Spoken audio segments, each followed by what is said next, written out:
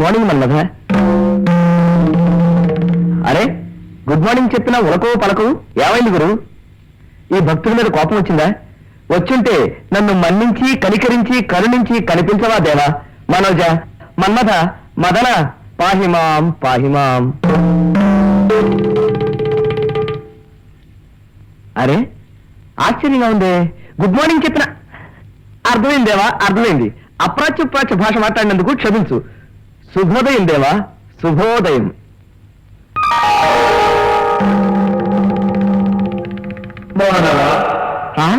శృంగార కణకాసక అస్మదీయ సేవక సుఖోదయం సుఖోదయం. సుఖోదయమా? అంటే ఈ రోజు నీ దయ నా మీద ఎక్కువగా ఉంటుందన్నమా? Thank you, thank you. అదే కృతజ్ఞతలు కృతజ్ఞతలు. మానవ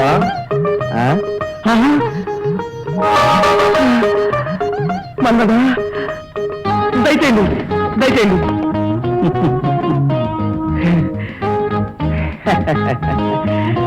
మన్మథ, ఏం మానవ?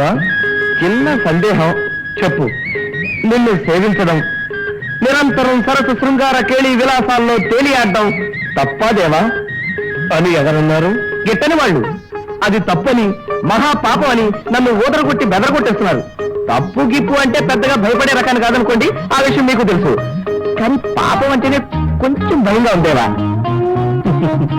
మానవ, ధర్మపత్ని తప్ప అన్య స్త్రీలను కామించుట మోహించుట పాపమే కదా.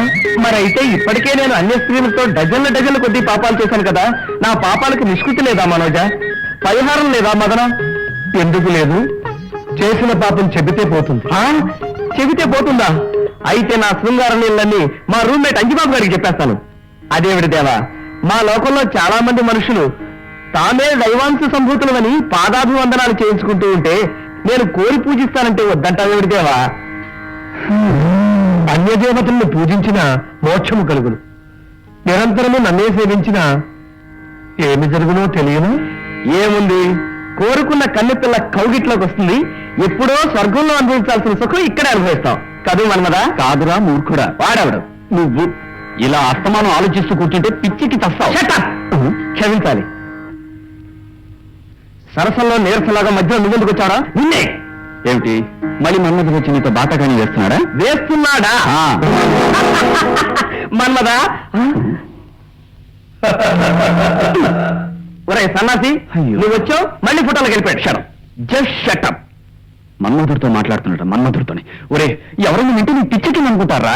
అది కాదు రాంజీ, నా మాట నమ్మరా? టైం 9 అయింది. నీకు ఆఫీస్కి వచ్చే ఉద్దేశం ఉందా లేదా? డ్యూటీ ఫస్ట్, ఎంటర్టైన్మెంట్ నెక్స్ట్ అన్నారు. 5 నిమిషాల్లో రెడీ అయిపోయాడు.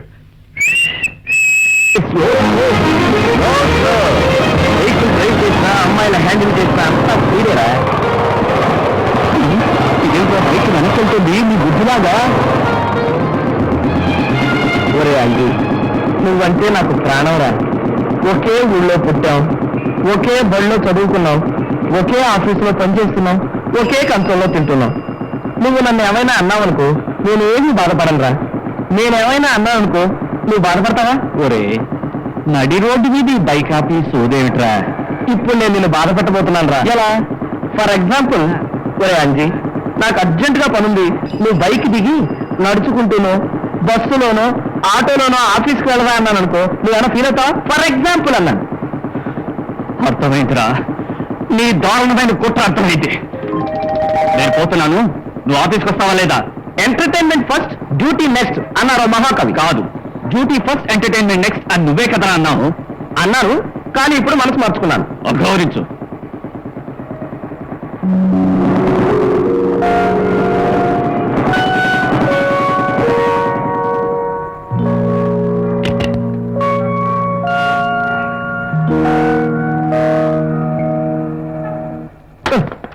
Excuse me, yes, city bus ఏమీ రావడం లేదు. ఏదైనా ఉందా? మంత్రులు ఎవరైనా ఎలక్షన్ క్యాన్వాస్కి వస్తున్నారేమో.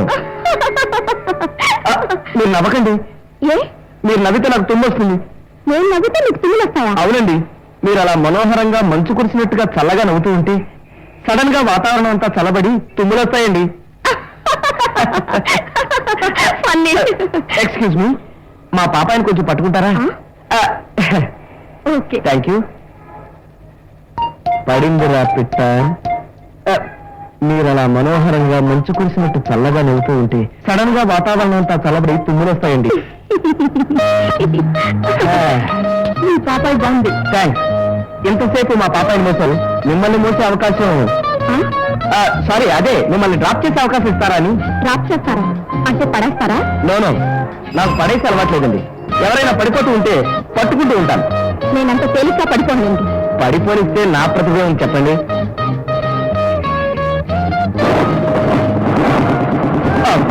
అలా కూర్చుంటే మీరు పడిపోతారు. పర్వాలేదండి. అబ్బా రండి. అబ్బా! ఏమండి? మీరు ఏమైనా ఎలక్ట్రిసిటీ డిపార్ట్మెంట్ లో పనిచేస్తారా? మీ చేయి తగలగానే కరెంట్ షాక్ కొట్టిందండి. అదే సరే అయితే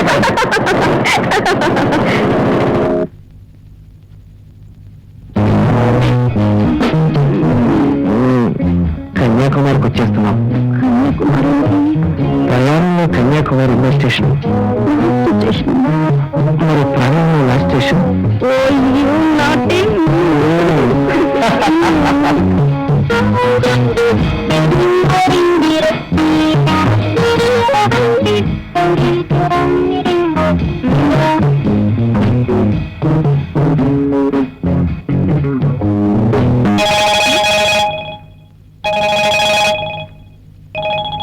ఇదేంటి చుక్కు పెట్టా? ఓటేసిన వాళ్ళకి వేలు మీద చుట్టూ పెడతారు. ఒకసారి ఓటు వేసి మళ్ళీ మళ్ళీ ఓటు వేయకుండా. ఇది అందుకే. You silly crazy.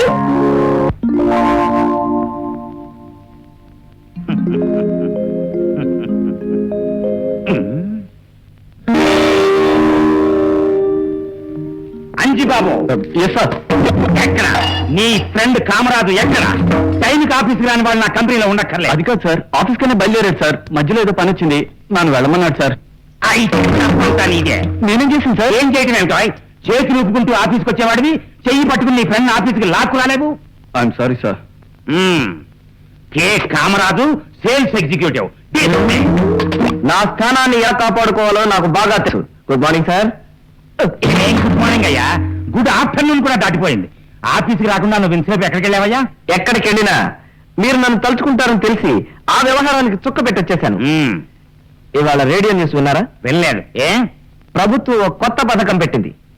నువ్వు ఆఫీస్కి లేట్ గా వచ్చినందుకు నేను తిట్టుకున్నా, ఓ కొత్త పథకం వేస్తున్నావా? నో సార్, మీ ఆఫీస్కి రాజీనామా ఇచ్చేసి నేను కూడా కొత్తగా ఓ ఫ్యాన్ల వ్యాపారం పెడదాం అనుకుంటున్నాను. రాజీనామా చేస్తావా? ఏమొచ్చింది? ప్రభుత్వం ఇంటింటికో ఉచిత పంకా పథకం పెట్టింది. ఆ ఫ్యాన్లు సప్లై చేసి ఆర్డర్ పట్టాననుకోండి, మన రాష్ట్రం మొత్తం మీద 1,25,00,000 ఫ్యాన్లు సప్లై చేయాల్సి ఉంటుంది. ఒక్కొక్క ఫ్యాన్ కి కనీసం రూపాయి లాభం వేసుకున్న 1,25,00,000 లాభం. 1,25,00,000 లాభమే?